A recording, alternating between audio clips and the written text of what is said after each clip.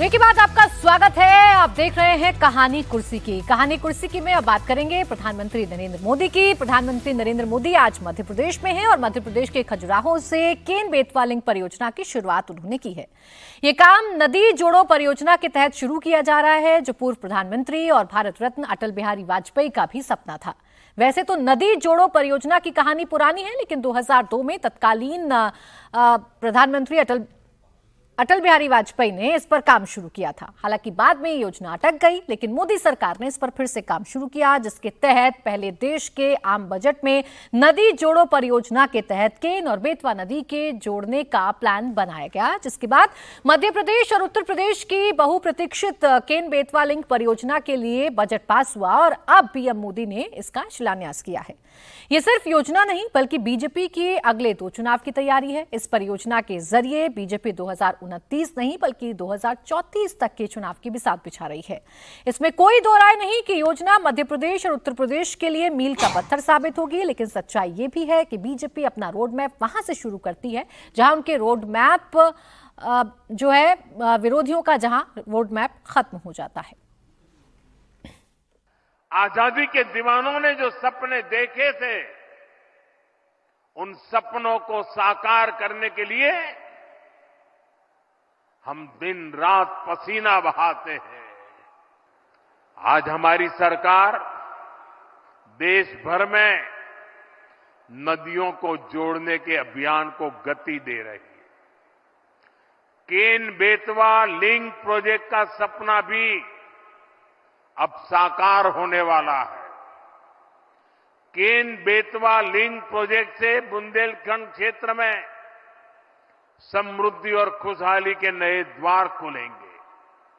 इतनी बड़ी संख्या में माताओं बहनों का आने का मतलब समझता हूं, क्योंकि ये पानी से जुड़ा काम है और हर जीवन से जुड़ा हुआ होता है पानी। और ये आशीर्वाद देने के लिए लोग आए ना, उसका मूल कारण पानी है।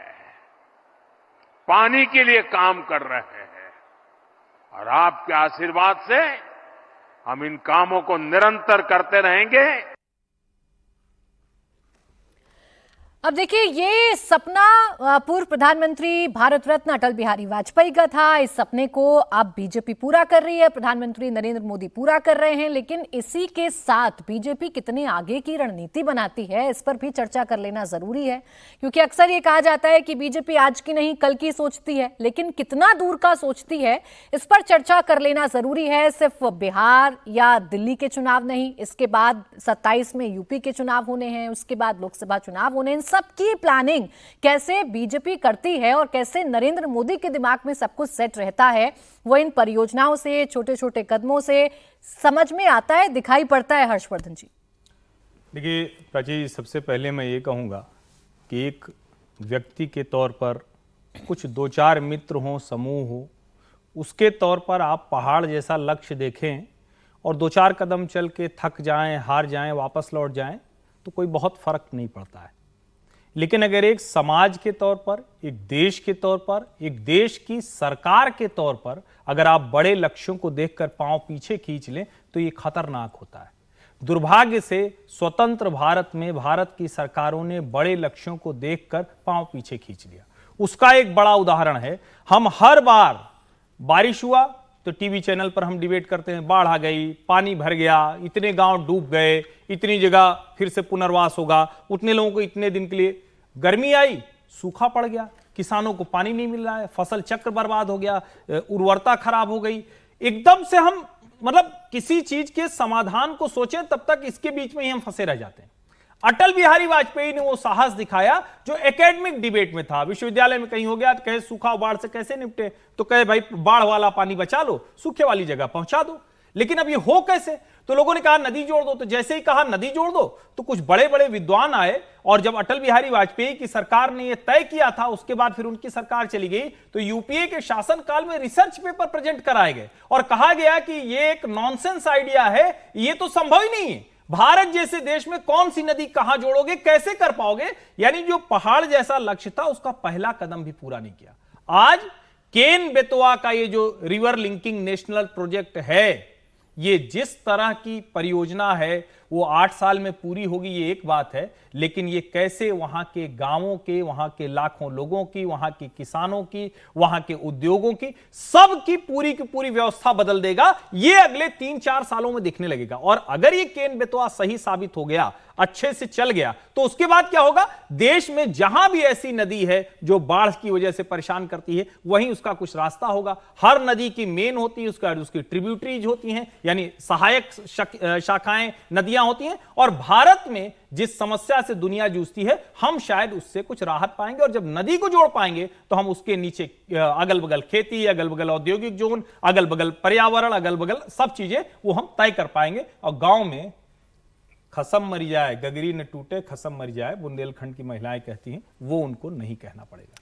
देखिए, बड़े लक्ष्य लेकर चलती है बीजेपी और इसलिए 2047 तक का लक्ष्य सेट कर रखा है, जिसका जिक्र प्रधानमंत्री नरेंद्र मोदी भी करते हैं और उन योजनाओं को लागू भी करते हैं। अब आधारशिला रखी गई है, 8 साल में योजना पूरी होगी और इससे कितना फायदा मध्य प्रदेश, यूपी के लोगों को पहुंचेगा, ये देखना वाकई में दिलचस्प होगा।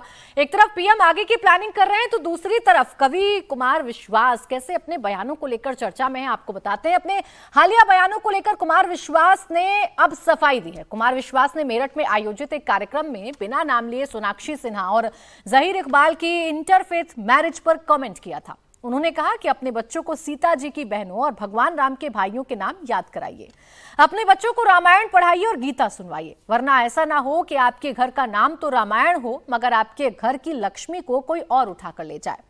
कुमार विश्वास के इस बयान पर जब विवाद शुरू हो गया तो उन्होंने अब सफाई दी। उन्होंने कहा है कि मैं गाजियाबाद नोएडा में रहता हूं, यहां हर घर में ऐसे 5-6 नाम होते हैं, इसे किसी व्यक्ति से जोड़कर देखना ठीक नहीं। आपको पहले सुनाते हैं कुमार विश्वास का वो बयान और फिर उनकी सफाई भी देखिए। अपने बच्चों को नाम याद कराइए सीता जी की बहनों के, भगवान राम के भाइयों के। एक संकेत दे रहा हूं, जो समझ जाए उनकी तालियां उठें। अपने बच्चों को रामायण सुनवाइए, गीता पढ़वाइए, अन्यथा ऐसा ना हो कि आपके घर का नाम तो रामायण हो और आपके घर की श्री लक्ष्मी को कोई और उठा के ले जाए। सोशल मीडिया का जमाना है। 2 घंटा 23 मिनट बोला मैं 4 दिन पहले, 20 सेकंड चला, 20 सेकंड। और उसमें बहुत आभार आदरणीय गृहमंत्री जी, 2 घंटा 23 मिनट में 20 सेकंड, एक जरा सी बात होती है और पूरा विश्व लेकर उड़ जाता है। कई बार अपनी कविताओं के जरिए कई संदेश कुमार विश्वास देते हैं, कई बार राजनीतिक टिप्पणी भी करते हैं, कई बार राजनीतिक टिप्पणियों से बचते हैं, लेकिन ये वाली जो उनकी टिप्पणी है वो काफी वायरल भी हुई और उन्होंने कहा भी कि सिर्फ 20 सेकंड का हिस्सा सबने चला दिया। इस पर सफाई भी पेश कर रहे हैं, लेकिन एकाएक कुमार विश्वास को क्या हो जाता है समीर जी, और उनके बयानों के क्या मतलब हम निकालें, जो पहले कहा था और जो अब कह रहे हैं? देखिए, कुमार विश्वास अच्छे कवि है, अपने राम लेके बहुत अच्छा वो बोलते हैं, लेकिन उन पर एक राजनेता बनने का चस्पा भी उन पर चढ़ गया था। आम आदमी पार्टी के साथ जब जुड़े थे, अमेठी चले गए थे राहुल गांधी को चुनौती देने के लिए, तो वो जो अंदर राजनीतिक नेता बनने का था, ठीक है, आम आदमी पार्टी में उनको बहुत ज़्यादा एक नहीं बना, राज्यसभा नहीं भेजा, फिर वो वापस लौट कर आए, लेकिन बीच बीच में बयान आते रहते हैं। एक बार संघ को लेकर भी उन्होंने सब बयान दिया था, संघ के प्रचारकों को बौद्धिक स्तर को लेके, उस पर उनके ऊपर काफ़ी उनके जब हुआ तो उस पर उन्होंने फिर सफाई देने की कोशिश की थी। इस बार फिर जब उन्होंने इस बात का जिक्र किया, जो शादी हुई है शत्रु सिन्हा जी की बेटी की, उसको लेकर जो जिक्र किया, उस पर लेकर उन्होंने सफाई दी है। तो मुझे लगता है कि कुमार विश्वास को इस तरीके से बयानों से बचना चाहिए। एक अच्छे कवि हो, आप अच्छा बोलते हो, आपका जो पेशा है आप उस पर रहिए। इस तरीके से बयान करके आप अनावश्यक रूप से विवादों में आते हो, फिर बाद में आप सफाई पेश करते हो, फिर आप बताते हो कि भाई मेरा 2 घंटे 17 मिनट का भाषण रहा और फिर वो 20 सेकंड का आपने पकड़ लिया, उसको लेके आप उड़ गए हो। तो यही होता है, आप कितना भी बड़ा भाषण दो, लेकिन आपने जहाँ कोई कंट्रोवर्सी बोली होगी, जिक्र तो उसी का होगा ना। तो कुमार विश्वास को इस बात का ध्यान रखना चाहिए, ना आप संघ पर टिप्पणी करें, ना किसी के निजी जीवन पर टिप्पणी करें। आप अच्छे कवि हो, आप अच्छा कविता पाठ करते हो, राम पे आप अच्छा बोलते हो, तो आप वही बोलिए, राजनीति से दूर रहिए। अगर राजनीति करना है तो खुलकर राजनीति कीजिए आप। मुझे लगता है कुमार विश्वास को बचना चाहिए। हमेशा वो किसी ना किसी कंट्रोवर्सी में फंसते हैं बयान को लेकर। मुझे लगता है अब शायद आगे वो इस बात को लेकर सतर्क रहेंगे। अभी जब नागपुर में भी जब वो गए थे, नितिन गडकरी ने जो आयोजित किया था, उसमें भी ने थोड़ा कंट्रोवर्शियल उन्होंने बोला था। हालांकि ठीक है कि वो मतलब जिस व्यक्ति के लिए बोला गया था उसने उसको बहुत ज़्यादा गंभीरता से नहीं लिया। मुझे लग रहा है कि वो एक विवाद नया शुरू हो सकता था, लेकिन कुमार विश्वास को इससे बचना चाहिए। ठीक है, कुमार विश्वास अपनी कविताओं के लिए जाने जाते हैं, अपने राम कथा के लिए जाने जाते हैं, लेकिन बीच बीच में कुछ ऐसे बयान कुमार विश्वास की तरफ से दिए जा रहे हैं जिसकी वजह से वो कंट्रोवर्सी में आते हैं। हालांकि बाद में उस पर सफाई भी पेश कर रहे हैं। कैसी खबर दिल्ली से भी निकलकर सामने आ रही है। दिल्ली में सियासी दंगल जारी है। एक तरफ अरविंद केजरीवाल हैं जो पूरी तरीके से चुनावी मोड में हैं, गली गली जा रहे हैं, अपनी योजनाओं का बखान कर रहे हैं, नई योजनाओं के स्टिकर चिपका रहे हैं, बता रहे हैं कि उन्होंने 10 साल में दिल्ली के लिए क्या किया। बीजेपी है जो उनको काउंटर कर रही है, कांग्रेस है जो आम आदमी पार्टी पर निशाना साध रही है, लोकसभा चुनावों तक साथ थी। लेकिन एक और प्लेयर की एंट्री इस चुनाव में हो रही है और वो है AIMIM। अब टिकट का बंटवारा AIMIM कैसे कर रही है या किन लोगों को चुना जा रहा है, ये आपको मैं बता देती हूं। दिल्ली दंगों के आरोपी शाहरुख पठान, जिसकी तस्वीर आपने खूब वायरल होती हुई देखी होगी, ये तस्वीर इस वक्त आपके टेलीविजन स्क्रीन पर चल रही है। इस तस्वीर पर खूब चर्चा हुई थी। खुलेआम हथियार लेकर ये शख्स खूब टीवी चैनल्स पर चला था, सबकी जबान पर इसका नाम था, इसका चेहरा सबने देखा था। अब यही शख्स जिसका नाम शाहरुख पठान है, उसे सीलमपुर से टिकट AIMIM की तरफ से दिया जा सकता है और ये कोई पहला नाम नहीं है। इससे पहले दिल्ली दंगे के एक और आरोपी और आपके पूर्व पार्षद ताहिर हुसैन को ओवैसी ने मुस्तफाबाद सीट से टिकट दे दिया है और शाहरुख पठान को सीलमपुर से टिकट देने की तैयारी की जा रही है। इस पर क्या कहा है दिल्ली से जो अध्यक्ष है AIMIM के शोएब जमई, आपको सुनवाते हैं। हमारे स्थानीय जो संगठन है उसने इस बारे में विचार करने को कहा है कि क्या शाहरुख पठान को हम टिकट दे सकते हैं या कैंडिडेट बना सकते हैं क्या। तो उसके बाद ये चर्चा होने लगी है, लेकिन अभी तक हमने अपने आंतरिक डिस्कशन में उस बात को नहीं लाया है। आला कमान इस पर विचार करेगा और हम देखेंगे कि उनका परिवार क्या कहता है और वहाँ की सीलमपुर की जनता का क्या मूड है। उसके बुनियाद फिर तय किया जाएगा कि क्या करना चाहिए। लोकतंत्र में ऐसे ऐसे लोग चुनाव लड़ रहे हैं जिस पे आतंकवाद के आरोप हैं। खालिस्तान के आरोपी यहाँ से आज संसद में बैठे हैं नहीं। आतंकवाद के आरोप में, मालेगांव बम ब्लास्ट के आरोप में साध्वी प्रज्ञा वो सांसद रही हैं भारतीय जनता पार्टी से। तो ये तो स्टैंडर्ड आपने ही सेट किया ना। तो जो बड़ी पार्टियों ने स्टैंडर्ड सेट किया है तो हमारे लिए क्या दिक्कत है। हर किसी को मौका मिलना चाहिए और लोकतंत्र में ये जनता तय करती है कि किनको चुनाव लड़ना चाहिए, कौन लीडर बन सकता है, कौन नहीं बन सकता है। अगर किसी के साथ भावनात्मक जुड़ाव है, अगर शाहरुख पठान के साथ है तो है, इसमें क्या बुरी बात है। ये तो लकीर यहाँ से हम तय करेंगे ना। और आज आम आदमी पार्टी हो या भारतीय जनता पार्टी हो या कांग्रेस हो, मैंने सुना है खुद वो यहाँ से कुछ विचार कर रही है इशरत जहाँ के मामले में। इशरत जहाँ को टिकट देना चाहती हैं। तो भाई क्या आप ताहिर हुसैन की देखा देखी आप भी हमारी कॉपी करना चाह रहे हैं? तो ये तो कांग्रेस से पूछा जाए। अब देखिए, AIMIM के जितने भी नेता हैं, खासकर असदुद्दीन ओवैसी हों, उनके पार्टी के जितने नेता हों, वो कहते हैं मुसलमानों को प्रताड़ित किया जा रहा है, दंगों के बहाने मुसलमानों को टारगेट किया जाता है। लेकिन जिनकी पिक्चरें खुलेआम वायरल हैं, जिनके हाथों में हथियार हैं, ऐसे शख्स को टिकट देकर उसे जस्टिफिकेशन भी दिया जा रहा है। सुब्राष्टा जी, क्या दिखाता है? दंगाइयों की जरूरत क्यों है? क्या आपको कोई और बेहतर, आप मुस्लिम कम्युनिटी की बात कर रहे हैं, तो क्या मुस्लिम कम्युनिटी में कोई और बेहतर कैंडिडेट आपको नहीं मिल रहा चुनाव के लिए? प्राची जी, ये तो जो भी प्रवक्ता थे जिन्होंने ये भाषण दिया वो इतना प्रॉब्लमैटिक AIMIM के लिए स्वयं है। मतलब आप ये कह रहे हैं कि बड़ी पार्टियों ने जो लकीर खींची हम उसी पीछे चल रहे हैं। तो क्या जो A टीम B टीम का जो आपके ऊपर तमगा लगता है, क्या वो तमगा सही है? क्या बोल रहे हैं आप? इस लिहाज से तो कल अगर हम पीछे चुनाव करवाते तो इनके हिसाब से तो गोडसे को भी चुनाव लड़ना चाहिए था। मतलब क्या बात कर रहे हैं, इनको खुद क्लैरिटी नहीं है। और जहां तक बात मुसलमान राजनीति की है प्राची जी, तो ये प्रश्न तो है ही, और ये प्रश्न देश के मुसलमानों के पास ही है। इसमें मुझे नहीं लगता कि किसी और धर्म के लोगों को बहुत ज़्यादा दखल भी देना चाहिए। आप अपनी पहचान को लेकर के कितना आग्रही हैं और आपकी पहचान के बियॉन्ड राजनीति क्या है, इस पे तो मुस्लिम समाज को ही एकजुट होना पड़ेगा। वक्फ का जैसे बार बार जब बात होती है, वक्फ पे जब भी बात होती है, आपको ये पूछना तो मुस्लिम समाज के अंदर से ही ये प्रश्न आना चाहिए ना कि वक्फ की जो ज़मीन है, उस ज़मीन पर मुसलमानों के लिए ऐसे क्या क्या काम किए गए जिससे मुस्लिम समाज का भला हुआ हो। कितने स्कूल खुलवाए गए, जो स्कूल खुले उसमें किस तरीके की तालीम दी गई। तो ये सवाल हो सकता है ये बहुत प्रॉब्लमैटिक लगे ये सुनना, बट ये सवाल मेरा और आपका नहीं है, क्योंकि यहाँ पे पहचान की राजनीति की बात हो रही है। चलिए अगर आप सलमान को मान लेते हैं टिकट दे भी रहे हैं और वो चुनाव लड़ने आते भी हैं, तो वो बंदा क्या भाषण देगा जो कल इस तरीके की तस्वीर के साथ जो वायरल है, जिसकी पहचान ही एक तरह से गुंडागर्दी है और दंगा है, उस व्यक्ति से आप क्या उम्मीद करते हैं? और ये उम्मीद अगर AIMIM कर रही है या कोई भी पॉलिटिकल पार्टी ऐसे लीडर्स के साथ अगर कोई उम्मीद पालती है, तो आप उनकी जो सूक्ष्म रूप से विचारधारा चल रही है भारत के समाज को लेकर के, राजनीति को लेकर के, तो वो तो समझने और सुनने वाली बात नहीं है, बिल्कुल प्रत्यक्षम किम प्रमाणम वाली चीज है ये।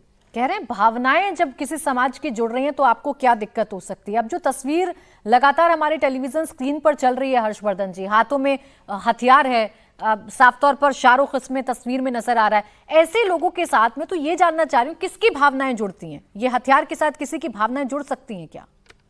नहीं, बिल्कुल जुड़ती हैं, और मुझे लगता है कि ये देश का दुर्भाग्य तो है, और जो शोएब कह रहे थे कुछ हद तक ठीक भी है।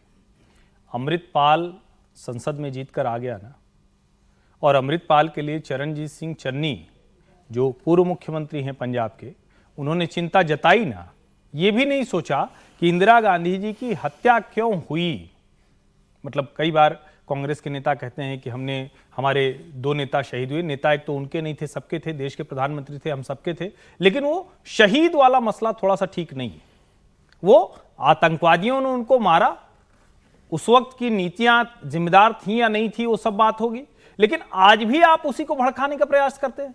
जब खालिस्तान समर्थक भावनाएं भड़कती दिखती हैं और उसमें इंदिरा गांधी का स्टैच्यू लगाकर और 84 वाला फिर से वो करते हैं, और कनाडा में घटना होती है, भारत सरकार तो प्रतिक्रिया दे रही है, लेकिन कांग्रेस पार्टी जब किसान आंदोलन की आड़ में खालिस्तानी घुस जाते हैं तो आप नहीं कहते हैं। तो ऐसा नहीं है कि सिर्फ AIMIM कोशिश कर रहे हैं। जिस ताहिर हुसैन को लिया उन्होंने, मोहम्मद ताहिर हुसैन को, वो किसका पार्षद है? आम आदमी पार्टी का था। जब वो गिरफ्तार हुआ उसके बावजूद लंबे समय तक आम आदमी पार्टी उसको बचाती रही, फिर उसको कहा कि हमने तो निष्कासित कर दिया। सवाल यहां यह है कि क्या ये पार्टियां इस बात को समझ रही कि आप हत्या, अपराध, दुष्कर्म, उसके आरोप लगना, फिर उन आरोपों के साबित होने तक जाना, और अगर ऐसा अपराध है जो सामने दिख रहा है, अगर वो पिस्तौल चलाता हुआ दिख रहा है, उसको लेकर हर टीवी कैमरे पर देखा गया और आप उसको जोड़ने की कोशिश कर रहे हैं, झूठा आरोप लगना एक अलग बात होती है। तो मुझे लगता है कि AIMIM वहां खड़ी है जहां उसको मुसलमान पीड़ित है, मुसलमान को सिस्टम प्रताड़ित कर रहा है, यह उसको एस्टेब्लिश करना है, और उसके लिए वो कहीं तक जाएगी। और यह काम कांग्रेस नहीं कर रही है, या यहां समाजवादी पार्टी ने 2012 में आतंकवादियों को छोड़ने की सिफारिश करके नहीं किया था, या आम आदमी पार्टी नहीं कर रही, ऐसा तो नहीं है। तो सब कर रहे हैं, तो फिर AIMIM भला क्यों पीछे रहे? अब ये जनता तय करे, और जो शुभ्रस्ता ने कहा कि मुसलमान खुद तय करे, उसमें दूसरा कोई कैसे तय कर सकता है?